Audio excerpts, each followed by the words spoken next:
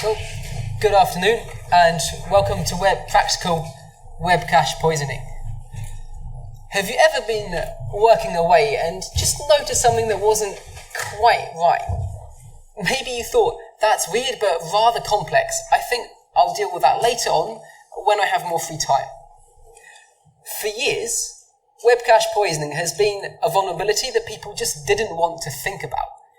It's existed mostly as a kind of theoretical vulnerability, more often used to scare people into patching things or maybe paying out bounties than it is actually proven to exist. And for years, I lived in fear of web cache poisoning and its notorious complexity. But recently, I found myself in a situation where I had no choice but to try it and discovered that actually web cache poisoning is wonderful. So today, in this session, I'm going to share with you practical tools and techniques to detect, explore, and exploit web cache poisoning. I don't normally start with the story of how research came to be because it's quite dry generally, but for this one time, I'm going to make an exception. So, I started out about a year ago with a simple plan and a lot of optimism. I wrote a tool called Param Miner to find hidden query parameters. And my idea was, I'll run this, I'll find some cool parameters, and I'll find some cool exploits in those, and I'll give a talk about that. And this started out fairly well. I found some pretty insane parameters on some websites. But in these parameters, over and over again, the most interesting, vaguely serious thing I could find was boring old reflected cross-site scripting, which is not very exciting. I can't give a talk on that. So I thought, well, this hasn't worked out. Maybe all the cool vulnerabilities are actually hiding in cookies. So I hacked up my code and I made Param Miner also guess cookie names. And I set out doing that and I found something that looked incredibly promising. Spent about 8 hours on that and then got absolutely nowhere and had to admit that that was actually a waste of time as well. And at this stage, there was only really one option left, and that was to hack up my code again and make Param Miner also guess HTTP headers. So I set out doing that. I ran that on loads of sites. I found all sorts of crazy headers.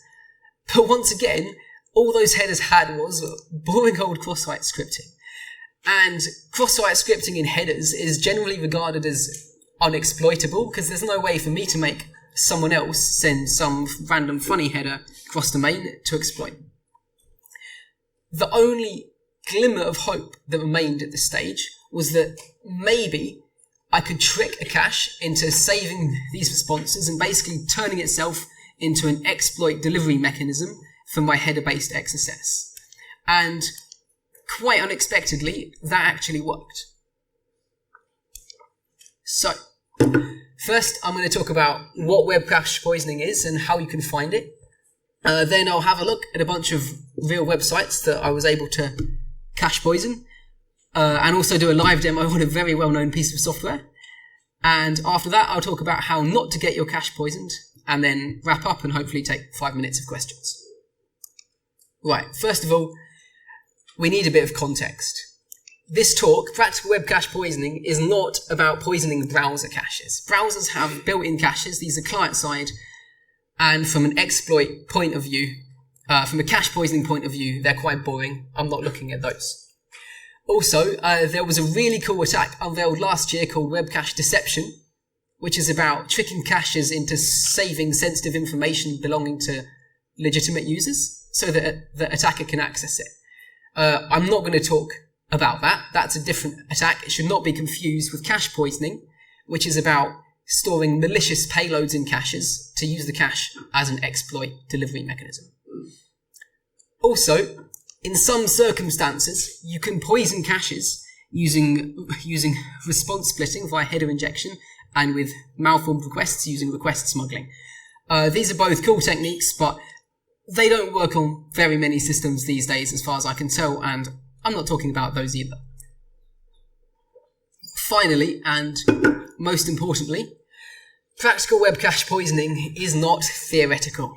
Every example in this entire presentation is based on a real system where I've proven the web cache poisoning works. And often it's not even difficult. First, let's take a quick look at how caching is supposed to work.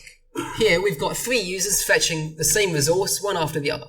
This resource might be an image, some JavaScript, or just some HTML.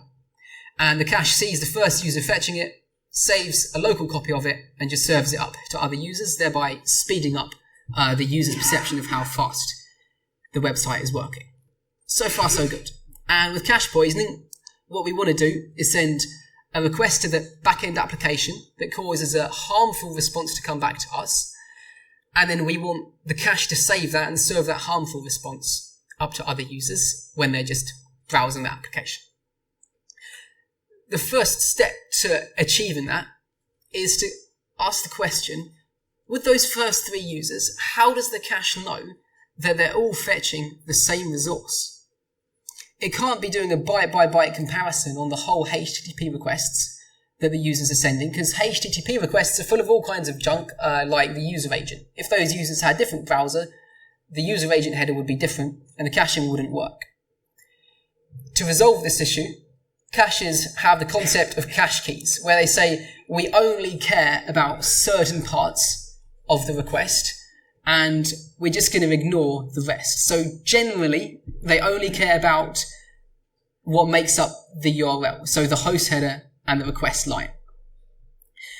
And if anything else is the same, is different, they just ignore that, it doesn't matter. So this is fine, but it sets us up for the next question, which is, what happens if something important is not included in the cache key? So here we have 2 requests. They're fetching the same URL, but using this language cookie. One of them is trying to fetch it in English, and one is trying to fetch it in Spanish. And that's great. That works absolutely fine until you put a cache in front of this system, because the language cookie probably won't be included in the cache key. And that means when the English user fetches this white paper, they will end up accidentally poisoning the cache with the English version of the white paper, and other users trying to get it in other languages will just end up with the English version. Obviously that there is just a nuisance, but that's the behavior that we're going to try to turn to our advantage. In effect, anything that's not part of the cache key is part of the cache poisoning attack surface. So, this is the methodology that we're going to use to find and exploit web cache poisoning. First of all, you have to find an unkeyed input, i.e. probably a HTTP header or a cookie. Now, fortunately, doing this manually is a lot of work, but I'm releasing Param Miner as an open source tool that works in both the pro and free versions of Burp Suite, so everyone can use that. And if you run that and tell that to guess headers or cookies, it will do it, and it should do a pretty decent job. So that will find you, hopefully, some unkeyed inputs. Once you've found them, the next step is just to work out if you can actually do anything interesting with them. If all you can do is change the language, well, that's not very exciting. When you're doing these 2 steps, it's absolutely crucial to specify a random cache buster on all your requests. If you don't do this, you risk getting a response from the cache rather than from the backend server. And if you get a response from the cache, any unkeyed inputs will effectively be completely invisible to you. I think this behavior is the reason that web cache poisoning has remained so low profile for so many years, even though once you understand it, it's not actually very difficult, and it's definitely high severity. So once you've found your unkeyed input, you found you can do something fun with it, the next step is to just to try and have it saved in the cache and served up to other users. Now, you might find it's already been saved without you even doing anything. But if it hasn't, it's probably because the cache is using some kind of rule set saying things like, I'm only going to cache URLs with a certain file extension or content type or status code or something like that. So you'll just need to reverse engineer what the caching rules are and then find a page on the site that you can successfully poison. when you're doing the actual poison injection thing, you'll want a static safety parameter. More on that later. So that is all the theory of cache poisoning. Now, let's take a look at what happens when we actually apply that to real websites. Part of the goal of this section is just to show you that cache poisoning actually works and isn't just some random arbitrary thing I made up. But I've chosen these specific examples to show you some of the challenges that you may run into when doing cache poisoning and give you some ideas as to how to address those challenges. As usual, I've exclusively targeted websites that have bug bounty programs, and all the demos here, all the example sites have fixed the specific vulnerabilities I'm showing you, but the techniques still work on many, many websites and frameworks. And in these examples, I'm exploiting targets using all of the caching, all of the caches you can see here, and ultimately this technique works on all caches out there. I don't think there's any caches that have any way of preventing cache poisoning. So please don't think that just because you're using some funny cache that's not here, that you're safe. Okay, to begin with, we're going to have a look at redhat.com, makers of a popular Linux distribution. So the first thing you'll notice, if you look at their homepage, is that it doesn't look very promising from a cache poisoning point of view. We've got this header that says, please don't cache this response. And also there aren't any headers that suggest that they are actually using caching in the first place. So it might be tempting just to not even bother trying, but that would be a mistake because headers will lie to you. So if you run a Param Miner on this, that will spot, if you specify the X-forwarded host header, the value in that header is reflected inside a URL in the HTML in the response. So that's our unkeyed input. Great. What's the most obvious attack to try on this input? Probably cross-site scripting, right? Since it's bloody everywhere. So if we try that, sure enough, it works. We can break out of this attribute, we can break out of the tag and inject some malicious JavaScript into the response on their homepage. Now, by itself, this is useless because we're only exploiting ourselves here. We're fully reliant on the cache to deliver this payload to our victims. So to see if that's going to happen, we're going to pretend to be a normal user. So we're going to send a request to the same URL and without any funny headers, just like a normal user would, and we're going to see if our exploit comes back, and sure enough, it does. So great, we just got full control over the homepage of redhat.com, and it wasn't very difficult, right? The only thing I need to draw your attention to here is this safe equals 1 parameter that I've highlighted in blue. This is not part of redhat.com. This is a safety parameter that I've manually specified that means that when I found this for real, lots of Red Hat users didn't have boxes popping up. So that's quite important if you're testing something in production. Please don't forget it. So, we've seen headers will lie to you, but they will also tell you useful things. So, let's pretend that you're a malicious person and you want to poison the real official canonical version of a homepage and attack all the visitors to a site. You're effectively in a race with the genuine users of that site in order to get your response cached rather than having their benign response cached. So you need your request to be the first request to hit the cache after the cache entry expires. And obviously you can just spam your request lots of times and you'll probably get there. But sometimes headers will help you out with this. So here, we're looking at Unity 3D. They make a well-known computer game engine. And the X-host header is reflected inside a script source import. So we've got cross-site scripting via that. But the interesting thing is these age and max age headers. Taken together, those tell us the exact second that this response will expire in the cache. So that tells us the exact second that we need to send our payload to successfully poison the site. HTTP headers can give other clues too. So this target, I can't name them unfortunately, but in fact I can't remember who they are.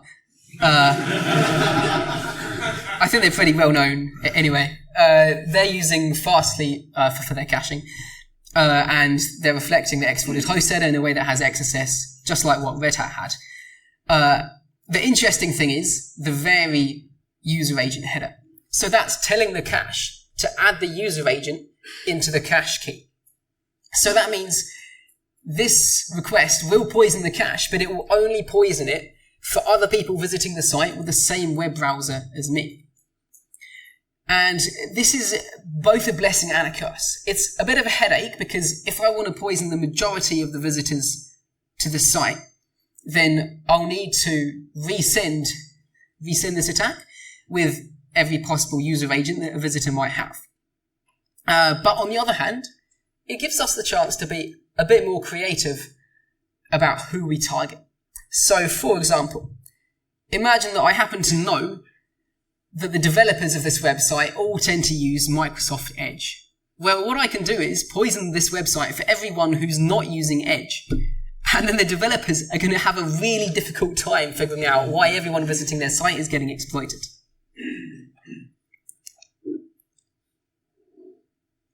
Alright, so far we've seen 3 websites, and they've all been poisoned using basic reflected cross-site scripting, but life is not always that easy. Here we're going to look at a US government website. They actually patched this the day before my presentation, which was in the US, which was slightly worrying, but it is patched. So here, the exported host is being reflected inside this data site root attribute. But we can't just break out of that attribute and get XSS because it's being encoded. What we need to do is figure out what this attribute is actually for. So in order to do that, I set up a match and replace rule in Burp Suite to add this exported host header to all my traffic, and then I just browse the website. And what I found was, when I loaded certain pages on the site, my browser would send a request to the collaborator server trying to fetch some kind of internationalization data from it. So using this cache poisoning, I can make visitors to data.gov fetch internationalization data from my site. Let's have a look at what this data is supposed to be. It's meant to be a mapping of English phrases into the same phrase in other languages. And the translated phrase is then just concatenated straight into the HTML. So what I can do is tell everyone use my internationalization file, and then in that file on my server, I'm going to translate English phrases into cross-site scripting exploits. And then whenever you load a page that has show more on it, my injected exploit will fire. This pattern of something where you trick someone into loading JSON from your website and then serve back malicious JSON in order to get XSS is one that I've seen over and over when doing cache poisoning. Now, after that exploit, I forgot to delete the header injection rule in Burp. So Burp just kept injecting this header into all of my traffic. And a few days later, when I was about to close down Burp, I noticed something really weird. This request had hit the collaborator server due to this header, but it didn't seem to be coming from data.gov. In fact, it was quite a mystery where it was coming from because it had this lowercase origin null header. And after some investigation, it turned out to come from a core Firefox feature. So Firefox has this system called Mozilla SHIELD, which is for kind of forcibly and silently installing extensions in the background for research and marketing purposes. This is turned on by default in Firefox. You might have actually heard of it because it hit the news late last year when Mozilla decided to install a Mr. Robot extension on millions of computers worldwide, and some people got upset. So yeah, if you're running Firefox, when you open up Firefox and periodically, every 30 minutes, it sends a polling request that looks like what you can see here. And this is fetching a list of URLs. And one of these URLs points to a list of recipes, which basically specify what Firefox should install. And what had happened was Burp had injected this exported host header, and that had overridden the URLs being returned to me, and then Firefox had fetched the recipe list from my website. And sure enough, this site was using Nginx with caching and didn't have that in the cache key. So the end result is I could actually make every Firefox installation on the planet connect to my site for this list of recipes, which was quite exciting. So Mozilla, to their credit, was smart enough to sign these recipes. So what I couldn't do was just make a malicious extension and install that on 50 million computers in one go. But there were various other things that I could still do. So I could replay any old recipes that they'd ever used. Any extension they'd ever installed via this system, I could just force that on every Firefox worldwide. And so if I knew of an extension with a known vulnerability in it, I could just force that known vulnerability on everybody. Also, I could force the Mr. Robot extension on everyone, which would have been hilarious. Also, there were unsigned versions of all of these recipes, which weren't used by Firefox, but were used by Mozilla's back-end infrastructure related to the system for developing recipes. So potentially using that, I could have got a foothold in the infrastructure, gained access to the signing key, and then got my 50 million browser botnet. I reported this to them and they patched it really quite quickly. So, another reoccurring theme in cache poisoning is that we'll see something that at first glance looks completely useless. Like this here. On this redacted site, which is a well-known computer game, the exported host header, the value from it is reflected inside the domain attribute of the cookie. By itself, as far as I know, that's pretty much useless.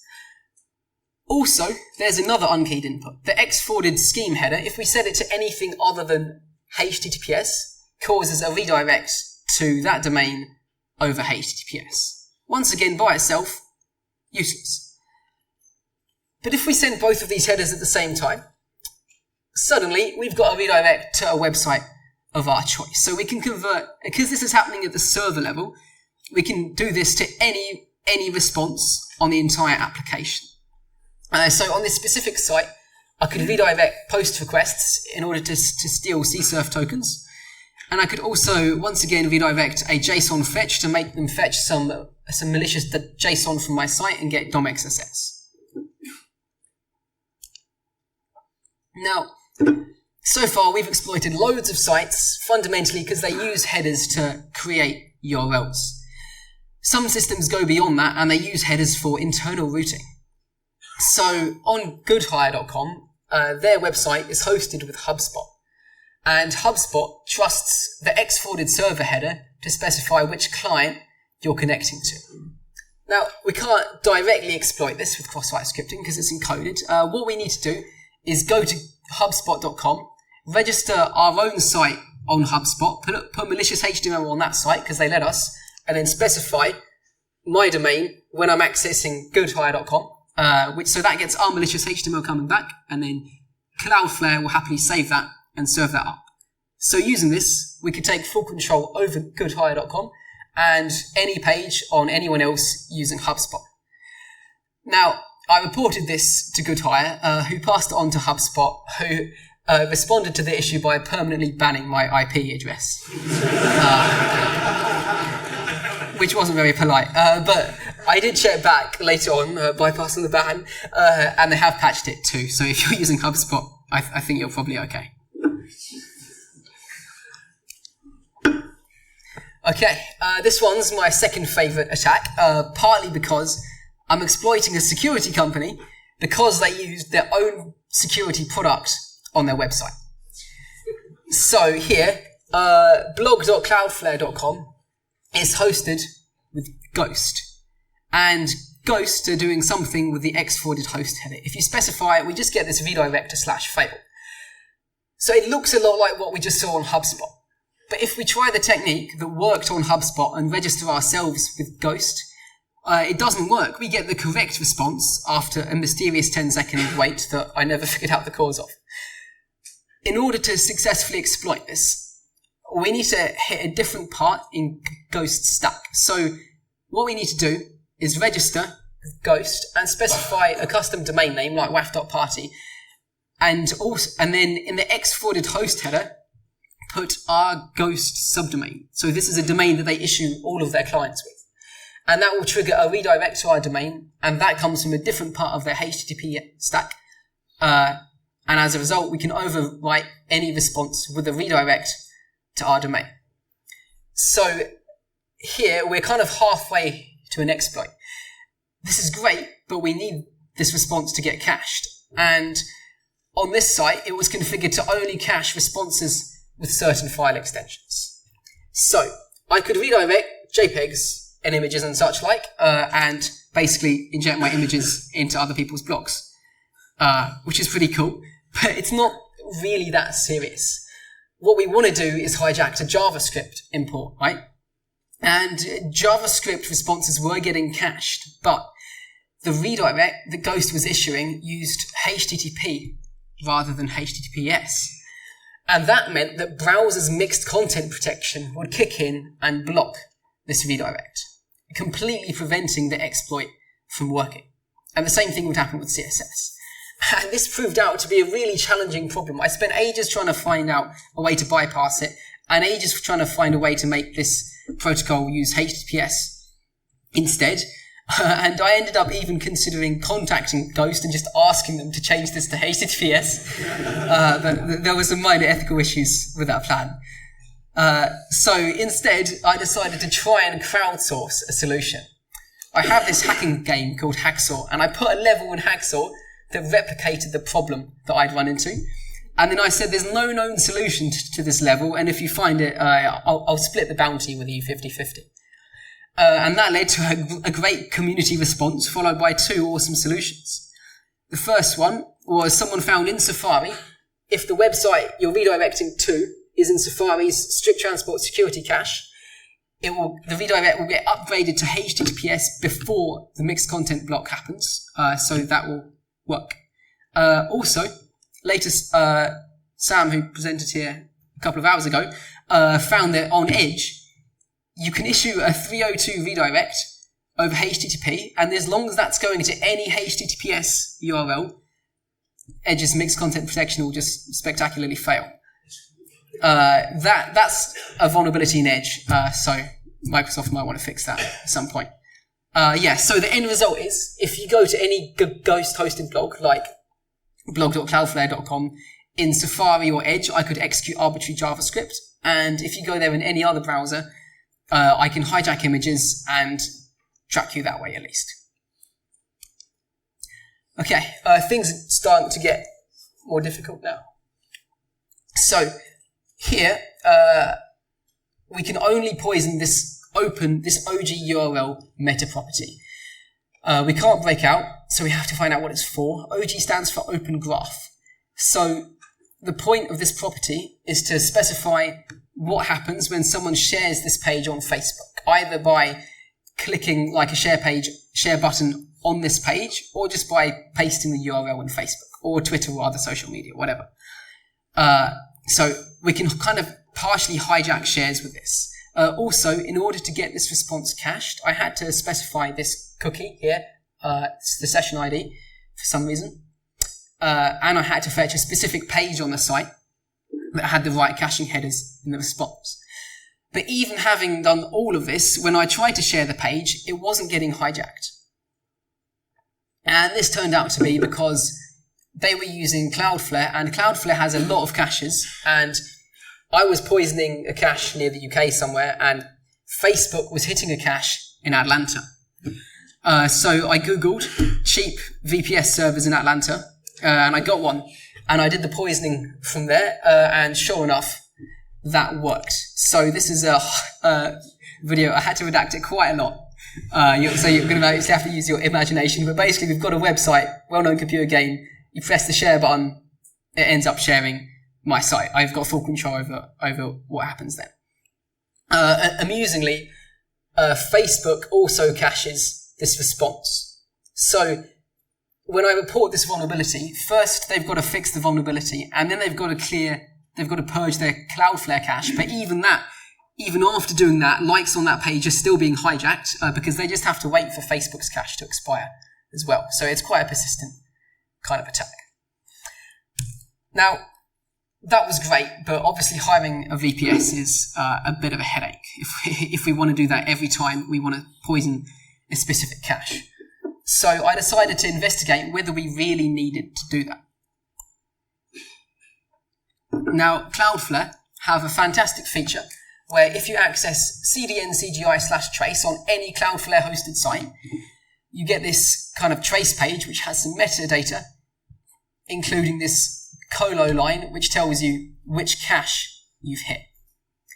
And so what I did was I wrote a little bash one-liner, because I don't know how to write multi-line scripts, and it sends a request.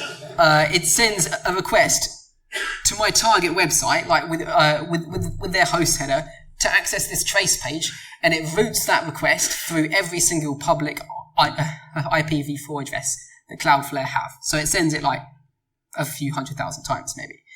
And the end result is that I get a list of which IP addresses I should route my payloads to poison which geographic regions. And basically, you can use this kind of technique on any other caching provider. In general, you don't need a VPS as long as you're willing to put in the effort of doing a bit of recon first. All right. At this point, we've seen many different attacks, almost all using some kind of host override. I found others using other weird niche one-off headers like bucket, translate, and path_info.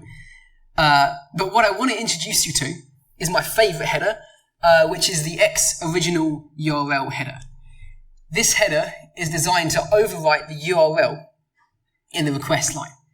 And the reason I love it is because it's supported by so many servers. Now, just by itself, even without caching being involved, this header is quite useful. So, for example, on Unity's website, they were my favorite targets in this presentation. If we access /admin, we get blocked by a reverse proxy like Varnish having a rule that says block /admin. But if we put /admin in the X-original URL header, we can get access to it. And I initially found this header because some of my targets were running Drupal. And so I reported this to Drupal, and their security guy is like, I can't find any mention of this header in our code base, but I can confirm it works. And it turned out that Drupal 8 is using Symfony, and Symfony supports this header. But Symfony actually only supports this header because they inherited it from Zend. So if you've got a PHP application and it's built on anything built on Zend or Symfony or Drupal, then you probably support this header, and that is a lot of servers. So what can we do with this header? Oh yeah, one other thing. It works with X-original URL. There's also a header called X-rewrite URL that does exactly the same thing. So let's say our target has an external cache, like every target I've shown you so far. What we can do with this header is effectively replace any response with the response to any other path. So on Drupal and Symfony and so on, the query string in the X-original URL header is ignored, but the path is used. So we can't do anything fancy with the query string, but we can basically swap the paths around. So after sending this request, if you try and access the Unity for Education page, you get the Unity for Gambling page, which looks like this. So that's kind of entertaining, and we can obviously do more harmful things, like we can swap the change password page for the logout page, so you can't change your password anymore. But to really prove how dangerous this header is, I need a case study. And for that case study, I'm going to use vanilla Drupal, because there's a lot of Drupal out there. So, Drupal also has an internal cache. This is turned on by default. And this cache is aware of the X-original URL header, so we can't do anything with the paths. But my colleague, Gareth Hayes, was helping me out with this, and he noticed something wasn't quite right, and eventually figured out that Drupal's internal cache has a bug in how it handles this header. It thinks that the query string in this header is used, when actually it's ignored. So this gives us something that's kind of the opposite of the bug that we just saw. We can replace the response to any query string with any other query string. Basically, if you're on a page, I can't change what page you're on, but I can overwrite the query string you've got with anything else. So after sending this, you do a search for kittens, you get search results for snuff. And that by itself is really quite powerful. But for generic mass exploitation of Drupal sites, we need one more ingredient, and luckily Drupal provides. So Drupal has this slightly crazy feature. On any response that's a redirect, Drupal lets you specify this destination parameter, which overrides the destination of the redirect. And they try and do some filtering on this to make sure that it's not a cross-origin redirect to stop themselves from having an open redirect, but we can bypass it fairly easily. So by itself, this is rubbish, right? It's just an open redirect. But this is the last ingredient that we need to start properly exploiting Drupal sites. So, I'm going to look at two Drupal sites. First of all, business.pinterest.com. Here, on certain pages on their site, they import JavaScript via a redirect. So, what we can do is we can use the internal cache poisoning to change the parameters on that JavaScript import request. And what we're going to do is inject this destination parameter, and the end result is anyone who goes to that page ends up importing JavaScript from my website. So I get control over their account. So that's cool.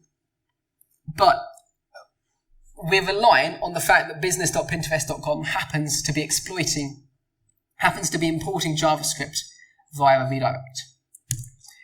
And we can do better than that. So in every attack that we've seen so far, we've poisoned the cache in order to exploit the end user. Like the victim has been the end user, right? But on almost all Drupal installations, you've actually got two caches, because you've got the internal cache that's turned on by default, and then you've got an external cache like Varnish or Cloudflare that basically everyone uses because Drupal's really slow if you don't use it.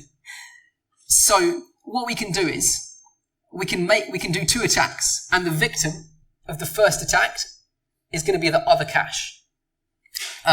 So the first request is going to try and poison the internal cache. So we just find any redirect response on the entire site, and then we poison the internal cache by adding this parameter to change it to a redirect to our website. By itself, that's not that much good, but then we're going to shift that poison into the external cache. So we're going to send a request that has the same X original URL value. So it will fetch that malicious poisoned response from the internal cache, and it will put it in the external cache at a URL of our choice. So using this, we can poison any response from the application with a redirect to our site. So for example, on store.unity.com, the main thing you're going to do is buy Unity or get the free version. And so I could make it so that if you go on there and you click download installer, your browser's got you on unity.com, but the installer is malware coming from my website. So, let's have a quick live demo, which is hopefully going to work. So here we have stock Drupal. I haven't changed anything. All I've done is put a cache in front of this.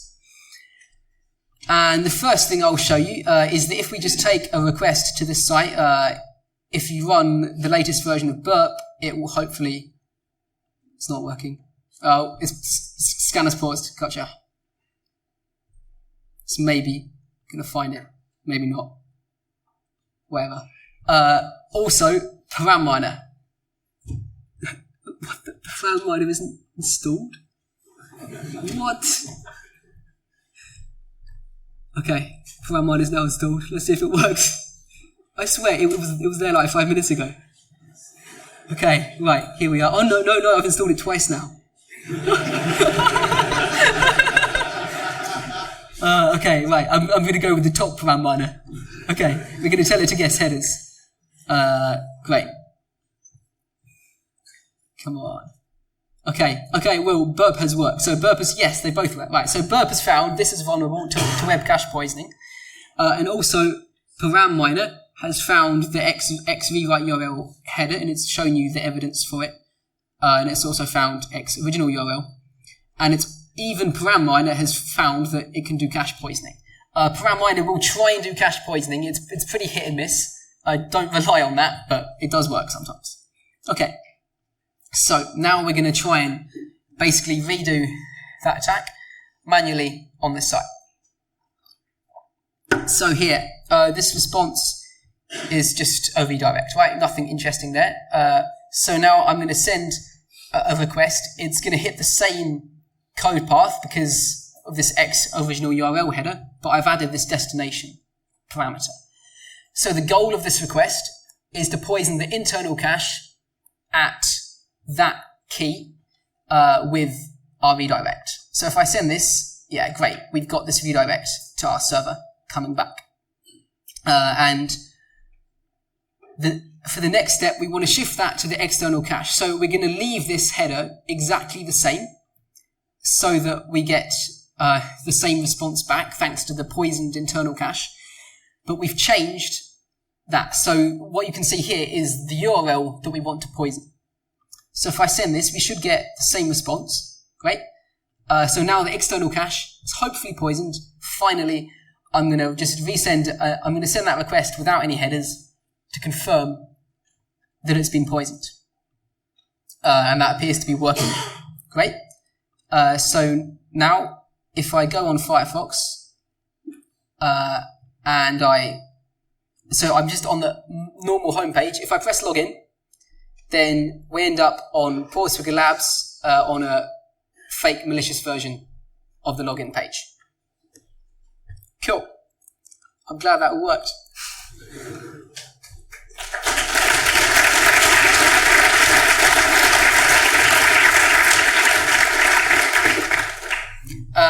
Thanks. There was a coordinated security release for that the week before last. So you want to install that probably. Yeah, great. Defense. So the most effective defense against cache poisoning is not to use caching. And that might not sound like practical advice, but I think the thing is, some people might end up with caching kind of by accident. For example, they might start using Cloudflare because they want Cloudflare's DDoS protection, because it is very cheap. But caching is turned on by default. So what I would say is if you're not using caching, just turn it off. Anyway, regardless of whether you're intentionally using caching, you need to bear in mind some people may be accessing your site through corporate proxies or airports and such like, even some ISPs, and those ISPs will be doing caching. So in general, you're going to want to try and mitigate cache poisoning regardless of whether you're actually intentionally using caching. Now, to do that, you need to avoid unkeyed input. Basically, don't intentionally take inputs from HTTP headers and cookies wherever possible. Also, beware that many frameworks will just add in random headers unexpectedly. So you'll probably want to audit your application with Burp Scanner or Param Miner in order to try and find out if any weird headers have been stuck in there. If you find them, ideally just completely disable support for them. That's the best fix. If you can't do that for some reason, you could potentially configure your cache layer, if it exists, to strip these headers out. Or if you really need these, then you could add them into the cache key, which will effectively remove them from the cache poisoning attack surface. There's a bunch of resources online. There's an online white paper. There's also, I believe, 1 or 2 printed copies of this on the OWASP Manchester stand at the moment. Also, Param Miner is open source. You can grab the source code for that online and install it via the BAP store. And I've also built a cache poisoning challenge into my hacking game, so you can have a shot at that to see if you've really got to grips with this stuff and hopefully have some fun. Okay, the 3 key things to take away are that header-based input is inherently dangerous. Frameworks can hide lethal functionality, and just because they're open source and have millions of users doesn't mean they're secure. And cache poisoning is not theoretical. I'm going to take 5 minutes of questions now. If you have any more after that, just chuck me an email. We'll come and talk to me at the back.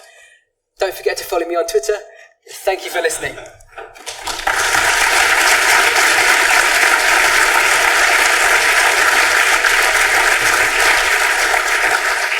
Thanks, James. Has anyone got any questions? Yep. Do most caching proxies honour the vary response header to set the cache key? I would say no. I've only noticed one that does it. Cloudflare definitely doesn't. Anyone else?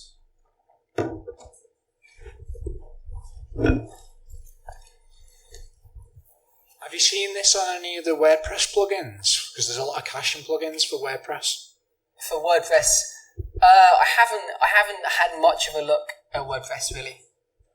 I'm sure. So I found this research showed up like hundreds and hundreds of sites, and I only had time to actually look at like half of them.